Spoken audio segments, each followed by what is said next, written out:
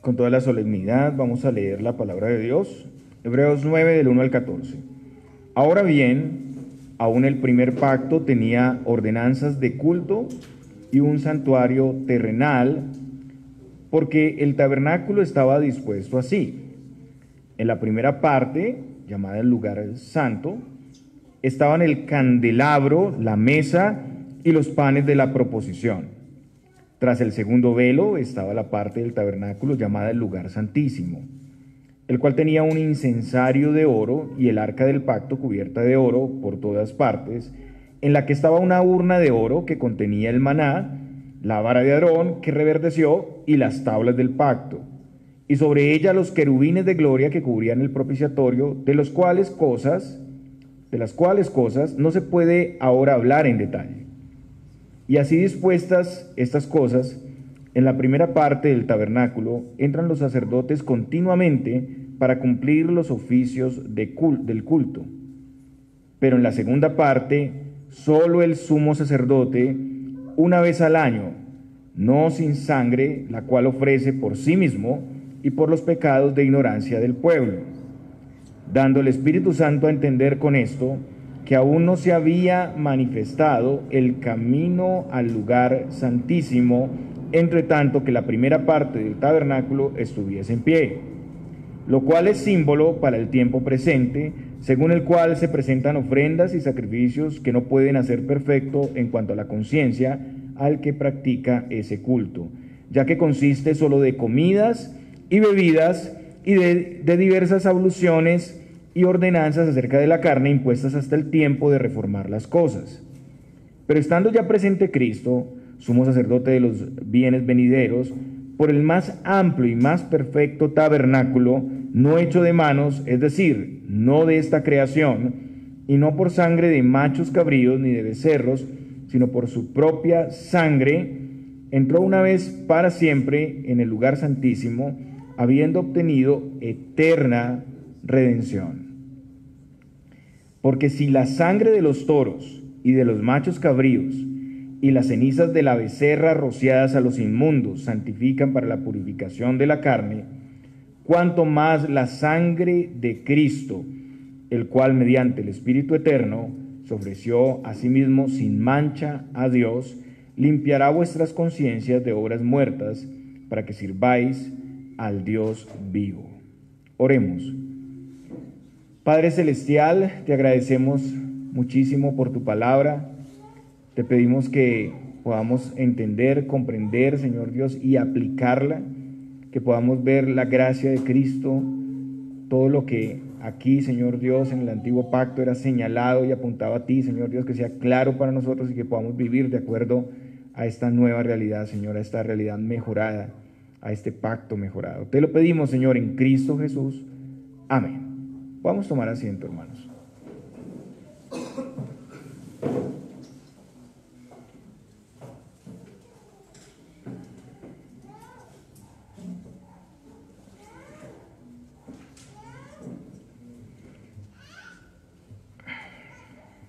Muy bien, hermanos, seguimos entonces exponiendo aquí una gran sección del libro que va desde el capítulo 7, versículo 22, hasta el capítulo 10, y donde se trata el tema del nuevo pacto, ¿no?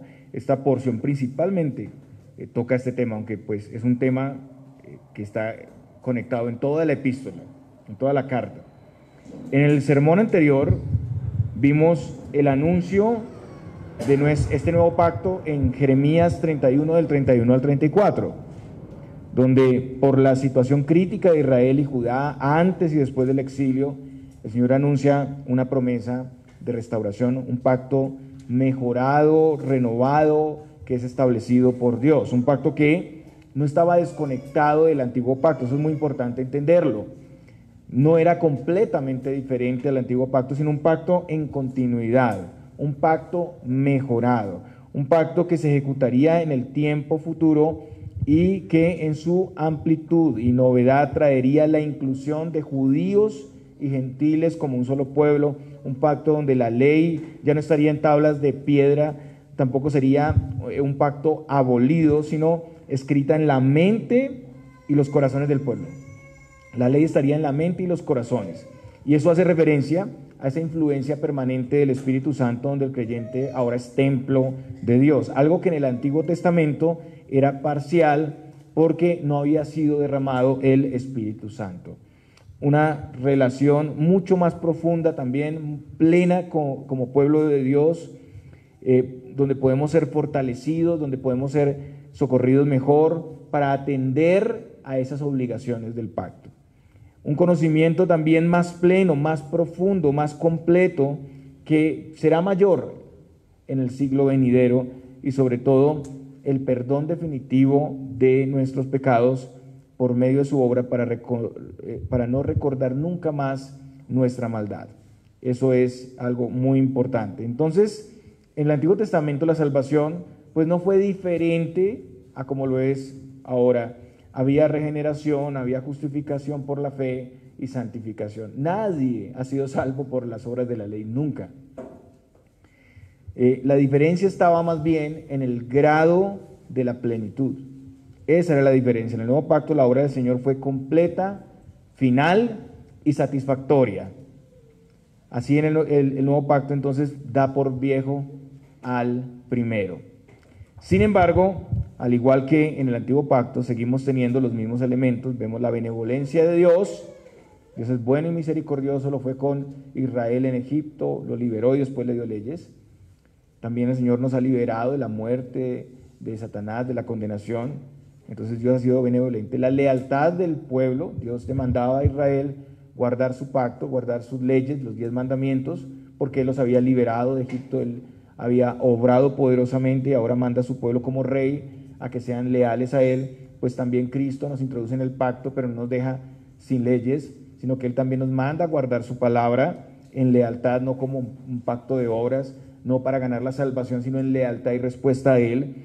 Y también tenemos las consecuencias de romper el pacto, o también las bendiciones de permanecer en el pacto. Lo vimos en el antiguo pacto, y la mayoría pues no obedeció, no guardó su palabra y fracasaron. Hoy en día también hay llamados del Señor que constantemente se hacen. Entonces este nuevo pacto no es un pacto sin ley. Es decir, que estamos bajo la gracia no quiere decir que estamos exentos de guardar su palabra. La salvación es por gracia, pero eso no quita las responsabilidades que tenemos ni nuestra lealtad. Esa lealtad y obediencia fiel se expresa no para ser salvos, sino porque somos salvos, porque estamos agradecidos y amamos al Señor. Entonces no estamos exentos, pero el Señor ha provisto lo suficiente para guardar mejor esa ley que nos ha dado, y siendo que este es un mejor pacto, con mayores bendiciones, y Cristo está presente, pues es claro que hay mayor responsabilidad. En la porción del día de hoy vamos a ver la continuidad de este tema del pacto, principalmente en relación al servicio del tabernáculo y la obra de Cristo en el tabernáculo celestial. Para esta exposición vamos a ver 3 puntos. Primero vamos a hablar sobre el tabernáculo, el sacerdocio y el servicio en el antiguo pacto, en los versículos 1 al 9. En segundo lugar, vamos a hablar sobre la temporalidad y propósito del tabernáculo y sus ordenanzas, versículos 9 al 10. Y tercero, la obra suprema de Cristo en el tabernáculo celestial. Ahí ya vamos hasta el versículo 14. Hermanos, en el tabernáculo encontramos una figura, un tipo de Cristo y su obra maravillosa cumplida. Cristo se hizo carne cumpliendo todas las demandas de la ley. Él fue nuestro sustituto perfecto, el sacrificio perfecto, el sacerdote perfecto. Él satisfizo plenamente esa justicia de Dios y obtuvo redención. Ahora Él habita en nosotros permanentemente, limpia nuestras conciencias de obras muertas y nos hace aptos para servir mejor al Dios vivo. Vamos a ver el primer punto de nuestro sermón: el tabernáculo, el sacerdocio y el servicio en el antiguo pacto. Aquí vemos que el autor de nuevo toca el tema del tabernáculo. Lo ha tocado, pero muy someramente, pero aquí va a ampliar algo más. Sin embargo, no va a detallar muchas cosas, pero sí va a citar lo que había, lo que era el tabernáculo y lo que contenía principalmente. Entonces, vamos a ver el tabernáculo a la luz del pacto del Señor. Recordemos que el pacto se dio antes que Moisés recibiera instrucciones para la construcción del tabernáculo. Eso es importante considerarlo. El pacto sucedió primero, luego tenemos ya después el versículo 24 de Éxodo, el capítulo 24, perdón, de Éxodo, toda la exposición sobre esto. O sea, 19 al 24 hay un lapso de tiempo aquí entre el pacto y la ordenanza de construir el tabernáculo. Y se describen aquí en nuestro pasaje del antiguo pacto, primero las ordenanzas de culto y servicio y el tabernáculo terrenal. El Señor no solo le dio a Moisés el modelo del tabernáculo, sino las leyes para la adoración y el servicio.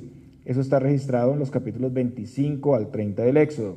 Hay un orden y unas instrucciones establecidas para la adoración, para el servicio y el tabernáculo. Moisés comunicó todo esto al pueblo. El autor describe las partes, los elementos que hay en ese tabernáculo.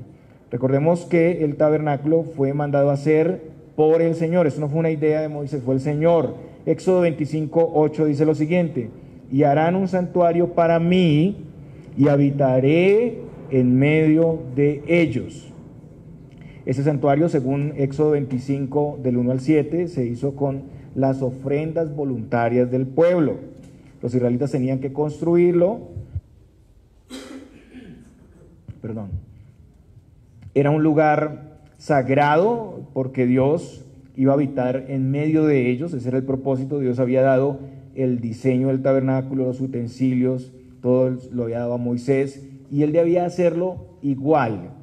En Éxodo 25, 9 leemos las palabras del Señor a Moisés: conforme a todo lo que yo te muestre, el diseño del tabernáculo y el diseño de todos sus utensilios, así lo haréis.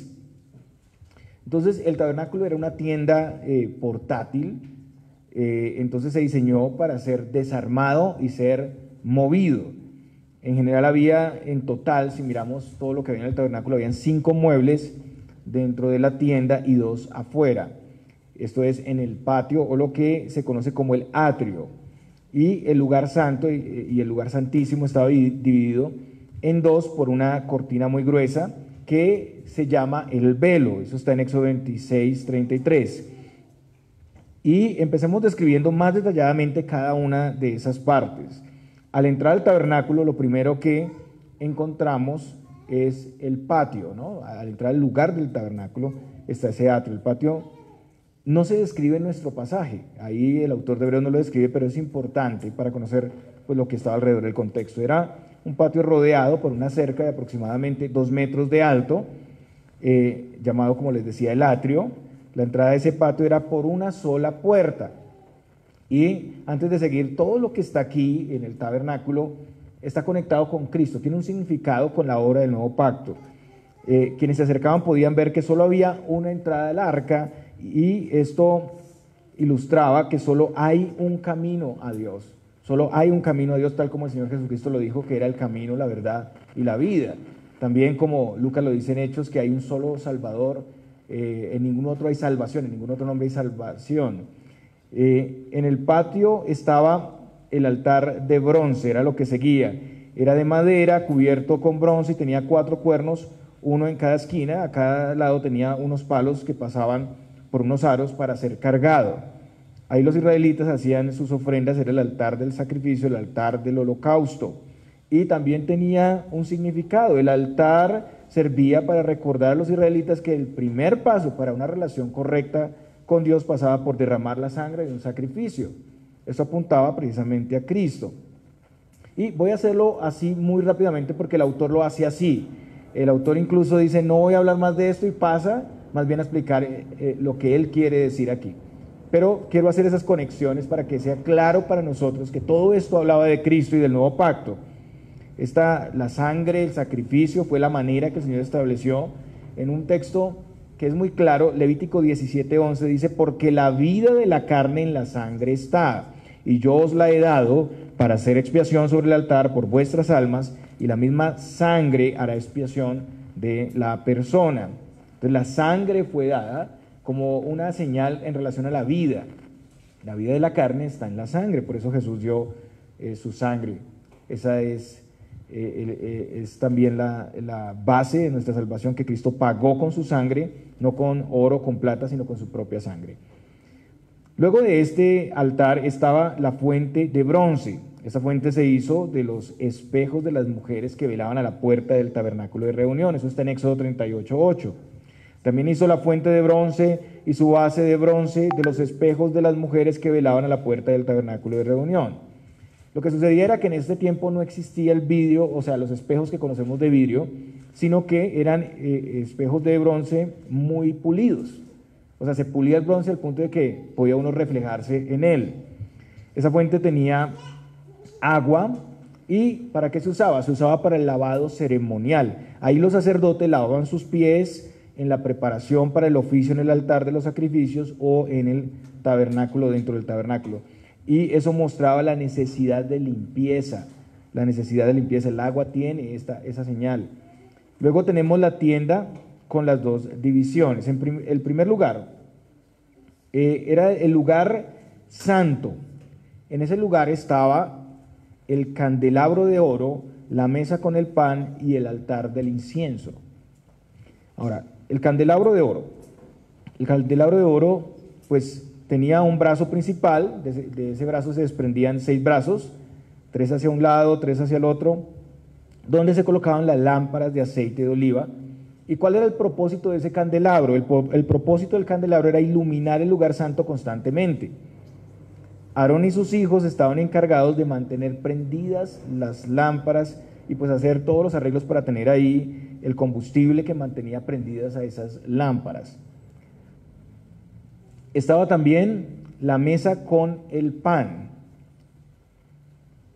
Eran 12 panes representando cada una de las 12 tribus de Israel, estaban en hileras de a 6 y estaban sobre una mesa. La mesa era de madera de acacia recubierta de oro puro, rodeada de una moldura de oro con 4 anillos de oro, uno en cada esquina, y a través de los anillos se pasaban varas para poder transportarla. Parece que todos los muebles del tabernáculo tenían esa posibilidad de poderlos transportar, de mover a cualquier lado. Esa mesa con los panes estaba ubicada en el lugar santo, como decía, estaba antes del altar del incienso. Esos 12 panes solo podían ser comidos por los sacerdotes cada día de reposo y se reponían con hogazas nuevas, panes frescos calientes. Los panes eran como una especie de ofrenda a Dios. La mesa del pan en el tabernáculo simbolizaba la necesidad del sustento diario para todo el pueblo elegido y la necesidad de comunión constante del pueblo con Dios. Tanto en el candelabro como aquí en la mesa del pan y el pan hay significados importantes. El candelabro tiene que ver con la luz, ¿no? El Señor es el que ilumina, el Señor se identificó o dijo ser la luz del mundo. Y Él es el que ilumina también sobre nuestro servicio a Él, ¿no? También esto tiene que ver con la provisión de Cristo aquí en la mesa del pan. Cristo es el pan de vida, ¿no? Él es el pan que descendió del cielo. Muy bien, el altar del incienso. El altar estaba antes de la cortina que separaba el lugar santo del lugar santísimo. Se quemaba incienso en él mientras los israelitas se reunían en la parte de afuera para orar. El perfume era un símbolo de las oraciones que iban hacia Dios. Y hay una diferencia aquí entre el autor de Hebreos y el texto en Éxodo, porque este altar del incienso en Éxodo está en el lugar santo, pero aquí el autor de Hebreos dice que en el lugar santísimo, ¿no? Está después del velo, pero muchos podrían decir, bueno, aquí se contradice la Biblia y esto está mal y no es inspirado. No, es inspirado por Dios. ¿Qué era lo que pasaba? Este altar del incienso era un mueble que estaba en el lugar santo, tal como lo dice Éxodo. Pero había otro instrumento que era un incensario portátil. O sea, se tomaba el incienso y cuando era el día de la expiación, el sacerdote tomaba los carbones y todo lo demás para ir con el incienso a llenar el lugar santísimo con ese incensario, pues con la fragancia y el humo. Y todo en el lugar santísimo quedaba impregnado del perfume. Entonces, parece que se hace referencia a ese incensario móvil que se tomaba de los carbones que estaban en el lugar santo y se llevaba hasta el lugar santísimo y luego el sacerdote salía otra vez a ese lugar. Entonces no hay contradicción ahí. El velo. Después del incensario como tal estaba el velo, que según el versículo 3 era el segundo velo. Y es porque el tabernáculo tenía una cortina en la puerta, Éxodo 26:36. Hay una cortina en la puerta en el lugar santo, y luego seguía el velo grueso que estaba en el lugar santísimo. Ahora pasamos al lugar santísimo. En el lugar santísimo estaba el arca del pacto. Era una caja, un cobre de madera cubierta con oro, y dentro de ella estaba un recipiente de oro con una muestra de maná. Una muestra de maná. Estaba la vara de Aarón que reverdeció y las tablas del pacto, los 10 mandamientos escritos en piedra. Entonces, aquí hay algo interesante. Estas cosas que estaban aquí dentro de esta caja, que era el lugar donde estaba la presencia de Dios, y ustedes lo saben, ahí la nube se posaba, ahí estaba la presencia de Dios. Cosas como el maná, la vara de Aarón y los 10 mandamientos apuntaban a algo, apuntaban a la rebeldía de Israel, y también apuntaban a la provisión de Dios. El maná, ustedes recuerdan, estaban hastiados del maná, estaban hastiados del pan también, mostraba y recordaba ese escenario también, una provisión de Dios, el maná dado del cielo, pero también la respuesta del pueblo, ¿no? La vara de Aarón en relación a la autoridad, ¿no? Aarón era quien había sido designado para el servicio, su vara reverdeció en señal de que él tenía la autoridad. No era una muestra de rebeldía cuestionar a los ministros o la autoridad establecida, pues había una muestra ahí en el arca de esa rebeldía de Israel también, pero también de la autoridad de Dios. Él es el que da la autoridad. Y las tablas del pacto, los 10 mandamientos, el pacto que quebrantaron, que no guardaron. Y esto está delante de la presencia de Dios, hermanos. Nuestros pecados están no lejos de Dios, no están lejos de la vista de Dios. Estaban delante de la presencia de Dios. La rebeldía de Israel estaba ante sus ojos, ahí en ese cofre, pero también estaba su provisión por medio de Cristo. El arca estaba siempre en el lugar santísimo, solo era movida por los sacerdotes cuando Dios les mandaba a los israelitas a continuar su viaje por el desierto, y simbolizaba la presencia de Dios en medio de su pueblo. Y tenemos ahí mismo sobre el arca el propiciatorio. ¿Qué era el propiciatorio? Era la cubierta o la tapa del arca. Estaba hecha de oro puro, tenía 2 querubines hechos de oro forjado a martillo, tenía alas, las alas abiertas, los querubines estaban uno frente al otro, y con sus alas desplegadas cubrían el arca y miraban hacia el arca. De los querubines hechos de oro, tenían las alas abiertas, uno frente al otro y mirando hacia el arca. Sobre esa tapa el sumo sacerdote entraba cada año para derramar la sangre de la expiación por su pecado y por el pueblo. Y así como los querubines en el jardín del Edén guardaban el camino al paraíso, ustedes recuerdan, después de que Adán y Eva pecaron, aquí los querubines en el propiciatorio indicaban que guardaban el camino a Dios. El camino a Dios estaba limitado, era una señal de que estaba cerrado el camino a Dios, no estaba tan accesible, digámoslo así. Entre los 2 querubines moraba Dios, y esto es lo que vemos en Salmos 81, que dice: oh pastor de Israel, escucha tú que pastoreas como a ovejas a José, que estás entre querubines, resplandece. Desde ahí, desde ese lugar, Dios hablaría al pueblo. Éxodo 25:22 dice: y de allí me declararé a ti y hablaré contigo, y de allí me declararé a ti y hablaré contigo de sobre el propiciatorio, de entre los 2 querubines que están sobre el arca del testimonio, todo lo que yo te mandare para los hijos de Israel. Y principalmente aquí era el lugar donde el sumo sacerdote hacía la expiación de los pecados cada año, el día de Yom Kippur. Y de nuevo, pues aquí el autor se detiene, no amplía este punto. Él dice: de las cuales cosas no se puede hablar, ahora hablar en detalle. Entonces, él no busca quedarse en estos puntos, hay mucho más, es muchísimo lo que se puede encontrar en esto. Hay cosas que no se nombraron, incluso aquí el atrio, los materiales, las cortinas, el techo del tabernáculo, pero aquí se hace referencia a lo fundamental. El propósito es mostrar la superioridad de Cristo y su obra en el tabernáculo celestial para perdonar definitivamente el pecado. Ahora solo pasa a citar en los versículos 6 al 7 el servicio de los sacerdotes. Así dispuestas estas cosas, en la primera parte del tabernáculo entran los sacerdotes continuamente para cumplir los oficios de culto, del culto, pero en la segunda parte solo el sumo sacerdote una vez al año, no sin sangre, la cual ofrece por sí mismo y por los pecados de ignorancia del pueblo. Entonces, en primer lugar, el servicio continuo de los sacerdotes en el lugar santo. Acuérdense de esto, lugar santo, lugar santísimo. Lugar santo. ¿Qué hacían los sacerdotes en ese lugar? Los sacerdotes entraban, quemaban el incienso cada mañana y cada noche. Eso está en Éxodo 30, del 7 al 8.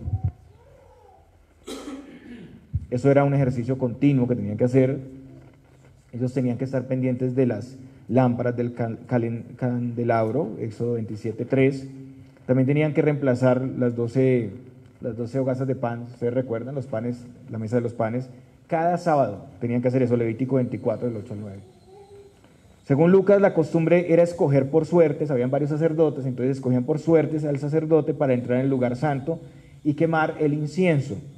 Hablando de Zacarías, Lucas dice lo siguiente: conforme a la costumbre del sacerdocio, le tocó en suerte ofrecer el incienso entrando en el santuario del Señor. ¿Se dan cuenta ustedes? Entonces es por suertes. No sabemos muy bien cómo era la metodología para las suertes, pero escogían entre los sacerdotes quién iba a hacer ese servicio.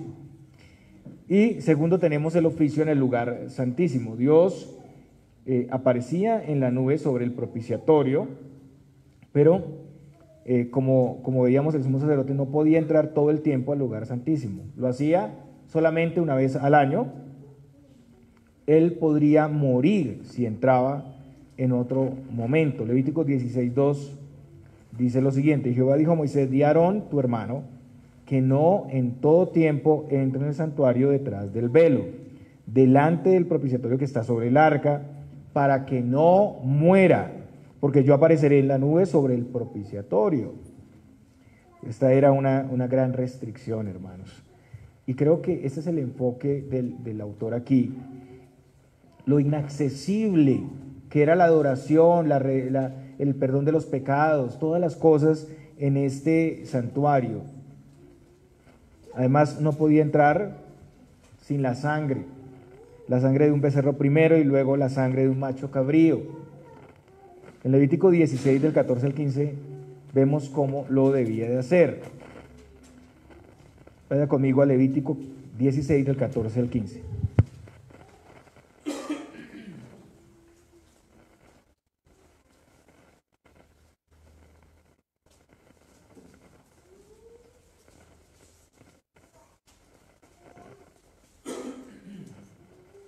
Levítico 16, del 14 al 15, dice lo siguiente: tomará luego de la sangre del becerro y la rociará con su dedo hacia el propiciatorio, al lado oriental. Hacia el propiciatorio esparcirá con su dedo 7 veces de aquella sangre. Después degollará al macho cabrío en expiación por el pecado del pueblo, y llevará la sangre detrás del velo adentro, y hará de la sangre como hizo con la sangre del becerro, y la esparcirá sobre el propiciatorio y delante del propiciatorio. Entonces el sumo sacerdote una vez al año entraba, pero ingresaba en ese momento 2 veces. Había más cosas que así se hacían. El autor aquí pues está enfocando este momento de la expiación del Yom Kippur. Primero debía rociar la sangre del becerro con su dedo sobre y ante el propiciatorio, y eso era como ofrenda por su pecado y el de su familia. Eso está en Levítico 16, 11 y 14. Y luego, de igual manera, con la sangre del macho cabrío, y esta ofrenda cubría los pecados del pueblo. Y todo eso era una provisión temporal y limitada. O sea, al siguiente año tocaba hacerlo, ¿no? Otra vez. Entonces, en todo esto vemos que los sacerdotes no tenían acceso abierto a Dios. Ellos no podían entrar todo el tiempo al lugar santísimo, sino que los sacerdotes estaban en el lugar santo. Solo el sumo sacerdote podía entrar al lugar santísimo, y también para él era restringido porque era una vez al año y no sin sangre, y no sin hacer expiación por él mismo. Ahora el autor pasa a mostrar el propósito del Espíritu Santo en todo esto. Él dice, dando el Espíritu Santo a entender con esto que aún no se había manifestado el camino al lugar santísimo, entre tanto que la primera parte del tabernáculo estuviese en pie, lo cual es símbolo para el tiempo presente, según el cual se presentan ofrendas y sacrificios que no pueden hacer perfecto en cuanto a la conciencia al que practica ese culto, ya que consiste solo de comidas y bebidas de diversas abluciones y ordenanzas acerca de la carne impuestas hasta el tiempo de reformar las cosas.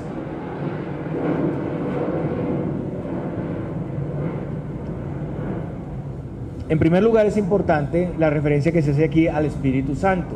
Noten ustedes, Él es el que inspiró las Escrituras, Él es quien dio y ahora nos da entendimiento para comprender todas estas cosas. Él estuvo presente y guiando a su pueblo y lo sigue haciendo en el tiempo de los hebreos y en el tiempo nuestro.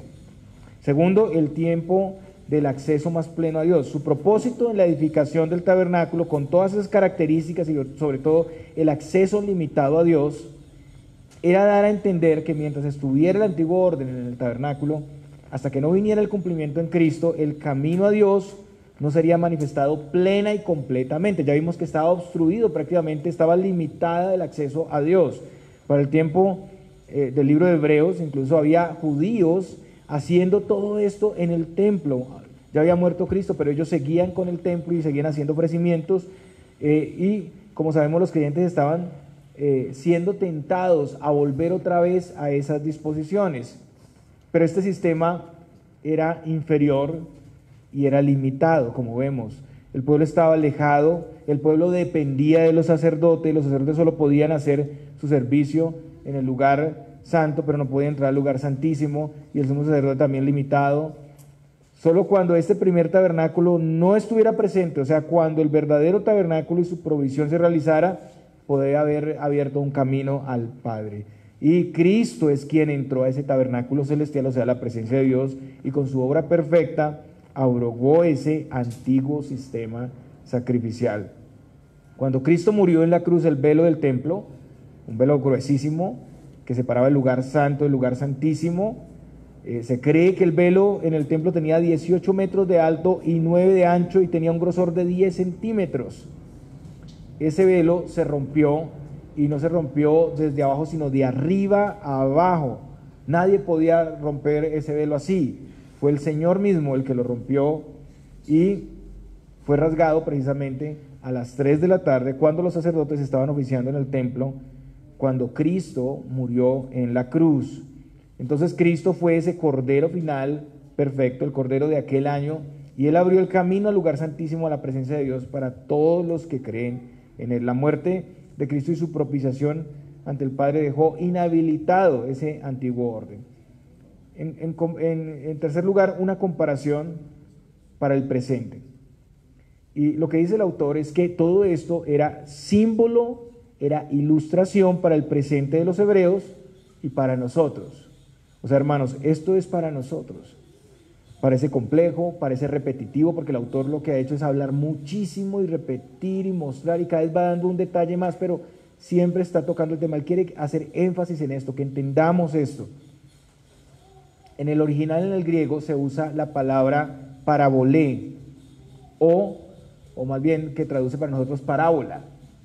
Entonces, lo que se nos dice aquí es que este tabernáculo era una parábola, digámoslo así, edificada para nosotros ver esa maqueta y poder entender la salvación.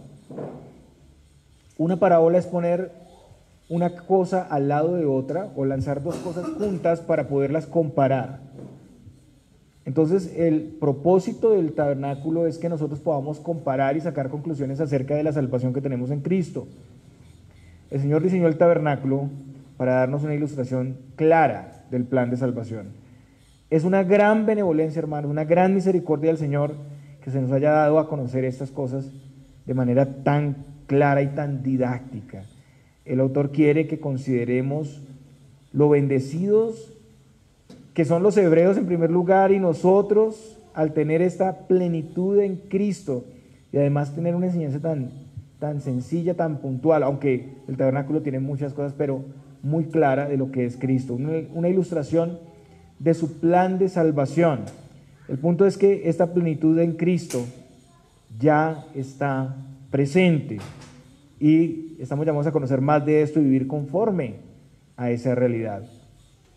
Ahora el autor pasa a hablar de una obra interna en la conciencia, y lo que pasaba era que los sacrificios y las ofrendas en el tabernáculo no podían purificar la conciencia del adorador, no podían producir una obra completa de transformación interna en los que participaban.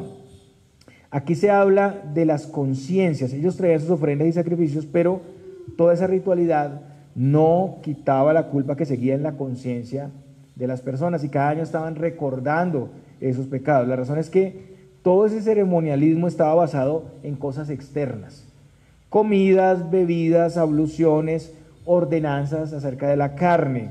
Había alimentos puros, impuros, había ofrendas de granos, libaciones, diferentes cosas y ofrendas, bautizos, diversas abluciones, todo relacionado con la purificación. O sea que esta ritualidad tiene un enfoque en lo externo, en lo ceremonial, no en lo interno, y todo esto tenía pues un tiempo de vigencia, y dice aquí hasta la reforma de todas las cosas. O sea que los mismos israelitas podían estar conscientes de la necesidad de este momento de reforma y transformación en el Mesías, precisamente porque aun cuando ellos cumplían con toda la ritualidad y toda esta cantidad de detalles en esa ritualidad, su conciencia seguía ahí, seguía mostrándoles, dándoles conocimiento de su pecado, y desde luego el Espíritu Santo habla a nuestra conciencia, ¿no?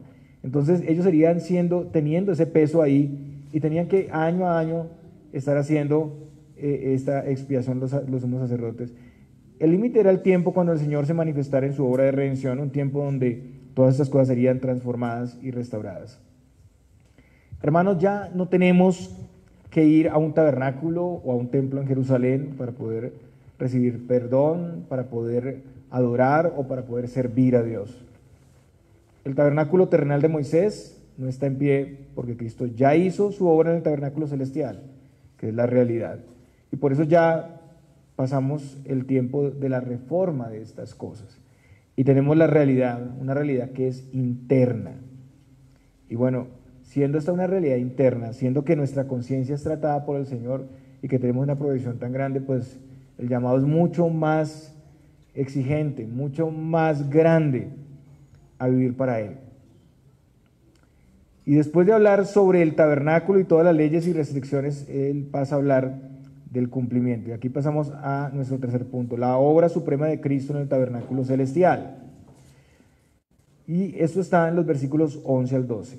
Tenemos ahora a Cristo, el autor lo define como el sumo sacerdote, y la traducción es como de las cosas buenas que ya están aquí. Es para mostrarnos que ya esto pasó, ¿no? Ya están aquí, son las cosas buenas que ya están aquí. Él trae todas las bondades y la plenitud de este nuevo pacto. Es una realidad. ¿Cuáles son esas cosas? El acceso a Dios por medio de Cristo sin restricciones. Usted no tiene que esperar un año, usted no tiene que ir a hacer sacrificios continuos a un tabernáculo, sino que usted puede acceder a Dios ahora en oración y usted recibe perdón, verdaderamente. Una realidad mucho más beneficiosa y amplia, porque la obra de Cristo quita el pecado, y con el nuevo pacto el Señor trae esa realidad interna en un cambio de corazón y mente, una transformación desde nuestro interior. Es la obra interna, la ley en la mente y en los corazones. Hay conocimiento más pleno, como veíamos en el anterior sermón, y el perdón de los pecados, como lo veíamos también.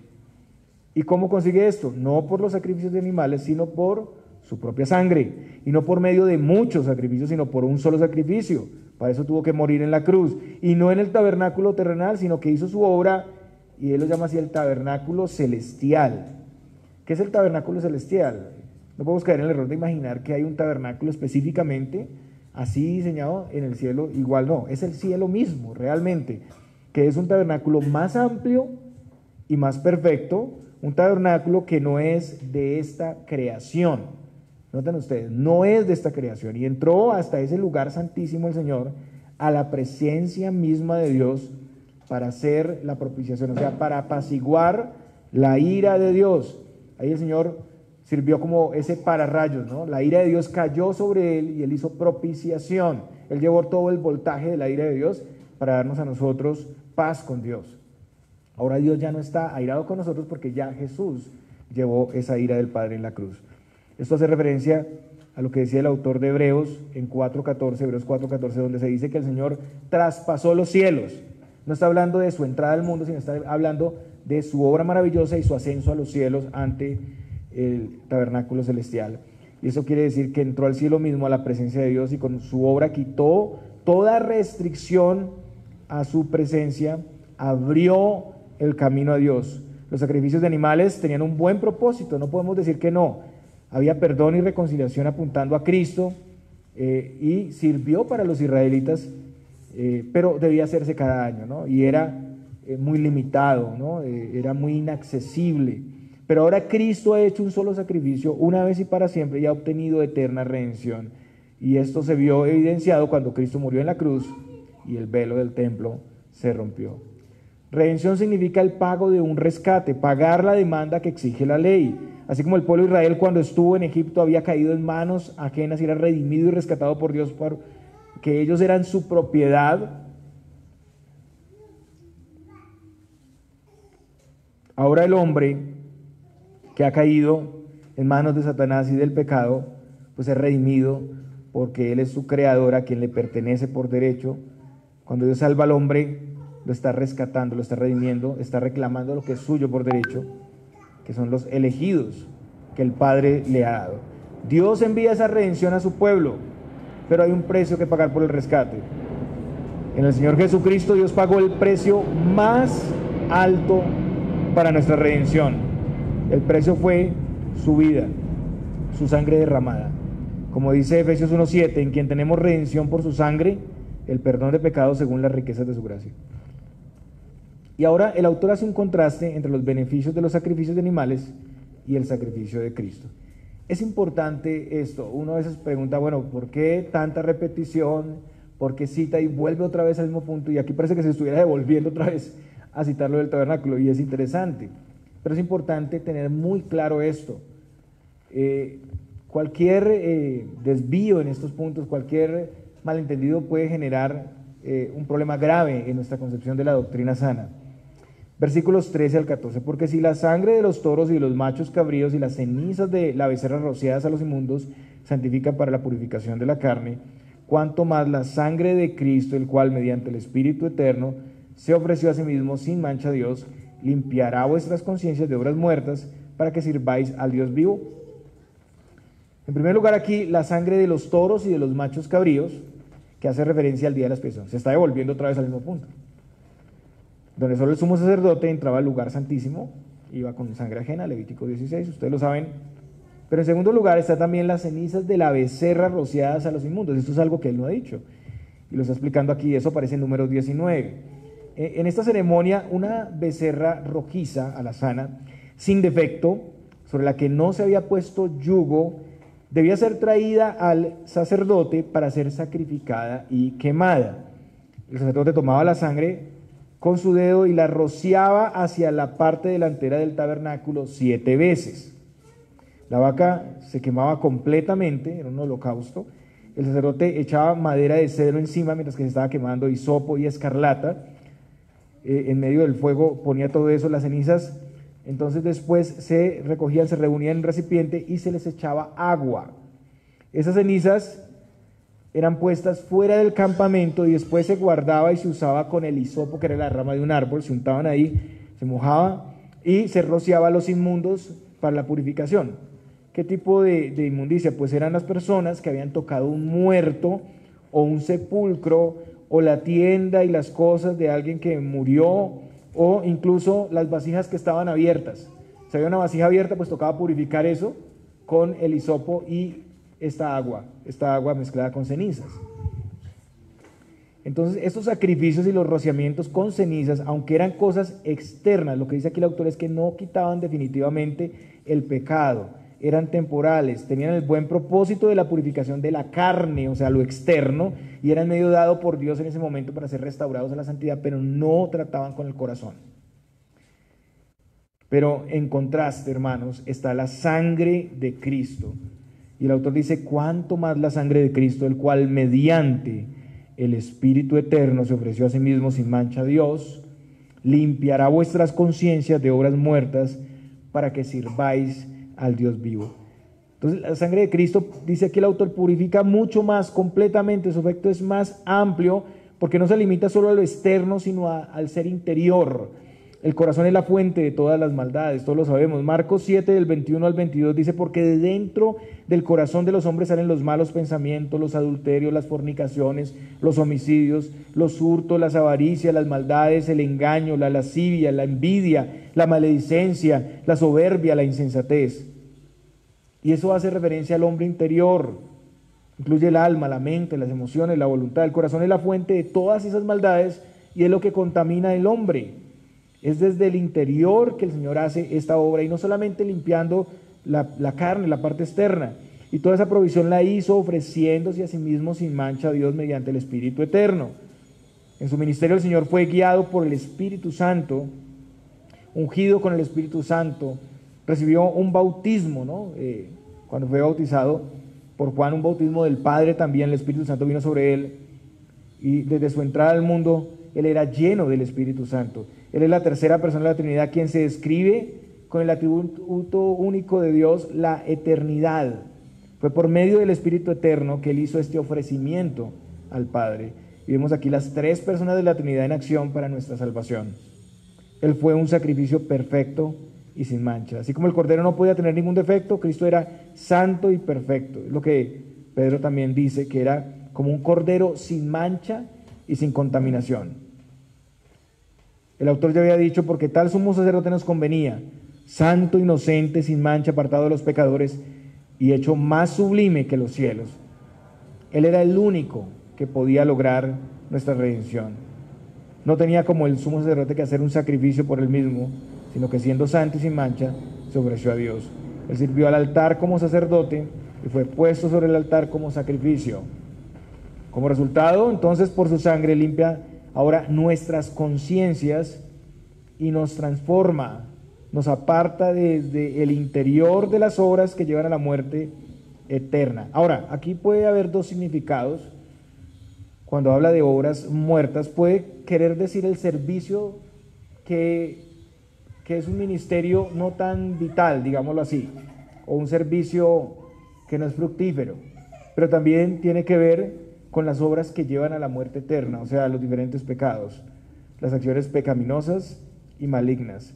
Y Él nos transforma para servir a Dios, para hacer obras fructíferas y vivas. Lo que está diciendo aquí el autor es que la obra del Espíritu Santo en nosotros en el nuevo pacto es tan gloriosa, tan grandiosa, que no solamente nos provee perdón de pecados, sino que nos hace aptos para servir mejor, para llevar un ministerio vivo y eficaz.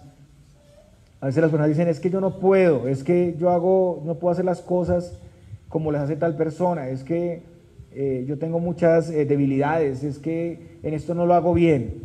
No, lo que dice aquí el Señor es que cada uno de nosotros en el nuevo pacto, en este pacto mejorado, ha sido capacitado para hacer las mejores obras para Dios, para ser incluso también limpiados de obras muertas, más bien para dar obras vivas y fructíferas para el Señor. Y todo esto no es la causa de nuestra salvación, es el resultado de estar en Cristo. Son hechas en gratitud, en lealtad a nuestro Señor. La provisión de Cristo nos capacita mejor, hermanos, para una vida de servicio, para servir con una conciencia más clara en relación al Dios al que servimos, y también con tranquilidad y con paz. A veces la limitación para servir es que hemos pecado, ¿cierto? A veces la limitación para servir y para sentirnos incapacitados para hacer algo para Dios es: yo soy demasiado pecador como para hacer esto para el Señor.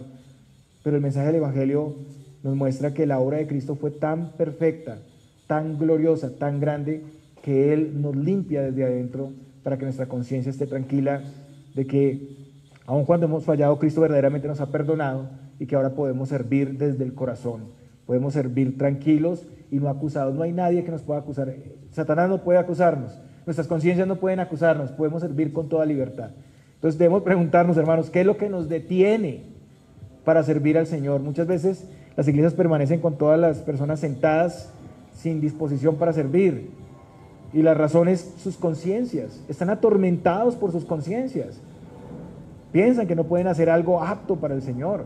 Están atormentados por su debilidad para el servicio. Pero el Señor ha hecho accesible el servicio a todos. Esto tiene que ver también con el sacerdocio de todos. Él nos ha capacitado mejor para servirle, porque Él es un Dios vivo. Hermanos, en conclusión, Cristo ha traído todas las bondades y plenitud del nuevo pacto a nuestras vidas y a cada persona. Él ha dado a conocer su plan de manera clara desde el principio, y como vemos en este pasaje, de manera muy especial a través del tabernáculo, las leyes ceremoniales, a través del sacerdocio. Todo es conectado y es muy claro, ¿no? Él ha redimido a su pueblo y el precio fue su propia sangre. La realidad es que ahora tenemos acceso a Dios sin tantas restricciones. Podemos acudir libre y constantemente al trono de la gracia. Tenemos una obra interna en nuestros corazones. Son menos los elementos en la adoración y en el culto. Son sencillos, pero son mucho más significativos y plenos. O sea, si nosotros nos ponemos a mirar, a veces las personas se quejan hasta del tiempo que estamos en el culto, se quejan de las cosas que tenemos que organizar y hacer, como el pan y el vino, se quejan del servicio, pero si nosotros miramos todo lo que hacían los israelitas en este tiempo, eso es abrumador, hermano. Yo creo que los sacerdotes estaban angustiados esperando el día en que les tocara hacer todos estos oficios, porque tenía que ser al pie de la letra, detallado, y aquí estamos describiendo solamente una parte del día de Yom Kippur. Después sigue todo un tema también de expiaciones, el cordero que era enviado al desierto, a Azazel. O sea, hay una cantidad de detalles en esto que era abrumador, hermanos, mientras que la adoración ahora es más sencilla. Y nos preguntamos cómo los hombres hacen esto que Cristo ha hecho sencillo más complejo. Hoy en día, en las iglesias, hay una idea de volver otra vez a la ritualidad. Este pasaje, nosotros tal vez no estemos tan identificados como los judíos con el tabernáculo, el templo, que lo tenían ahí y que ellos mismos lo practicaban y que ellos mismos estuvieran sujetos a eso. Pero nosotros podemos tenerlo de otra manera, mis hermanos. Nos hemos acostumbrado también a la ritualidad externa, a la ritualidad de lo que se ve aquí, de si el culto tiene ciertos elementos, si nosotros actuamos de cierta manera, y se ha quedado todo en una ritualidad de venir a la iglesia, y ahí es donde debemos examinar. ¿Venimos a la iglesia solamente por cumplir en lo externo? Y podemos decir, sí, cumplimos, estuve ahí, yo tomé la Santa Cena, yo llegué temprano, yo estuve en las enseñanzas, yo cumplí, me pongo el chulito. Eso es lo externo.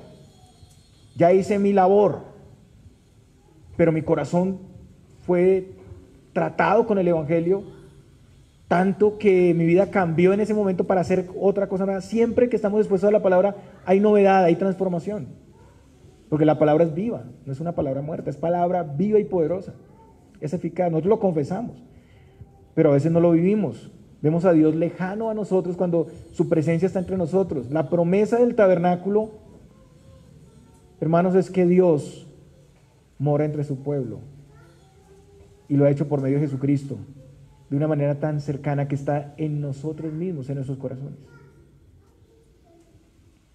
Hermanos, si nosotros entendiéramos las dimensiones de esto, cómo se cumple hoy en día esa promesa del tabernáculo en el mejor pacto, con Cristo, reinando a la diestra de Dios Padre, con su iglesia reunida, con menores elementos pero más significativos, porque pan y vino, muy poquito, ¿no? Pan y vino, no es como tanto.